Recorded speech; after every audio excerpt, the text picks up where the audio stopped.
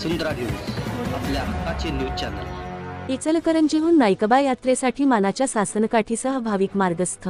दरवर्षीप्रमाणे यंदाही नाईकबा यात्रेसाठी इचलकरंजीहून मोठ्या संख्येने भाविक मार्गस्थ झाले होते।